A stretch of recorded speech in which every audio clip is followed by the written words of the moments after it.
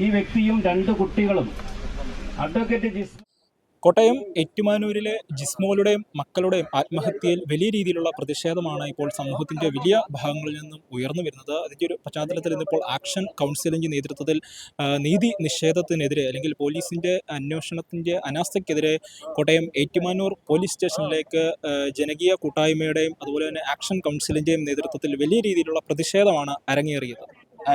ഈ police station March ഞങ്ങൾ സംഘടിപ്പിച്ചത് ഈ ജിസ്മോളുടെയും കുട്ടികളുടെയും ഭരണവുമായി ബന്ധപ്പെട്ട് അന്വേഷണത്തിൻ്റെ പുരോഗതി ഇല്ലാത്തതിനാലും ആക്ഷൻ കൗൺസിലിൻ്റെയും കുടുംബത്തിൻ്റെയും പല സംശയങ്ങൾക്കും ശരിയായ മറുപടി കിട്ടാൻ ഞങ്ങൾക്ക് പോലീസിൽ നിന്ന് കിട്ടാത്തതുകൊണ്ടും ഈ അന്വേഷണം ക്രൈംബ്രാഞ്ചിനെ ഏൽപ്പിക്കണമെന്ന് ആവശ്യപ്പെട്ടുകൊണ്ടാണ് ഞങ്ങൾ ഈ പോലീസ് സ്റ്റേഷൻ മാർച്ച് സംഘടിപ്പിച്ചിരിക്കുന്നത്.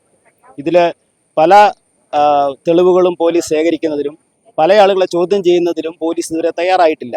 അപ്പോൾ അത് എന്തുകൊണ്ടാണെന്നുള്ള ചോദ്യത്തിന് പോലീസ് മൗനം പാലിക്കുന്നത് കൊണ്ട് ആ മൗനം പല സമ്മർദ്ദങ്ങളുടെയും ഭാഗമായിട്ടുള്ളതാണെന്ന് ഞങ്ങൾക്ക് ഉത്തമ ബോധ്യമുള്ളത് കൊണ്ടാണ് അന്വേഷണം മറ്റൊരു ഏജൻസിയെ ഏൽപ്പിക്കണമെന്ന് ഞങ്ങൾ ആവശ്യപ്പെടുന്നത്. ആ അന്വേഷണത്തിലൂടെ മാത്രമേ എന്താണ് സംഭവിച്ചത് എന്ന് പൊതുസമൂഹത്തിനും ആ കുടുംബത്തിനും ബോധ്യപ്പെടുകയുള്ളൂ. അത് കണ്ടെത്തുന്നതും വരെയുള്ള പോരാട്ടങ്ങൾക്ക് നേതൃത്വം കൊടുക്കാനാണ് ആക്ഷൻ കൗൺസിൽ തീരുമാനിച്ചത്. അടുത്ത ഞങ്ങൾ ഹൈക്കോടതിയെ സമീപിക്കുകയാണ്. നിയമപരമായ പോരാട്ടങ്ങൾ ഇതോടൊപ്പം നൽകും. പ്രക്ഷോഭങ്ങളോടൊപ്പം നിയമപരമായ പോരാട്ടങ്ങൾക്ക് നേതൃത്വം കൊടുക്കും.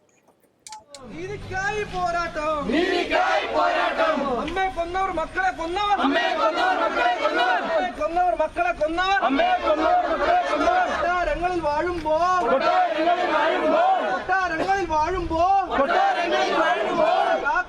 പോലീസ് കൂട്ടം. ഇത് നമ്മുടെ കഴിവില്ലായ്മയല്ല, ഒരു കാരണവശാലും നമ്മുടെ കേരള പോലീസിന്റെ കഴിവില്ലായ്മയല്ല, വേണ്ട എന്ന് വെച്ചിട്ട് തന്നെ മാറി നിൽക്കുന്നതാണെന്ന് ഞാൻ വ്യക്തമായിട്ട് ഇവിടെ പറയുകയാണ്. അതുകൊണ്ട് ആ വേണ്ട എന്ന് വെക്കണമെങ്കിൽ അതിന് പിന്നിൽ ആര്?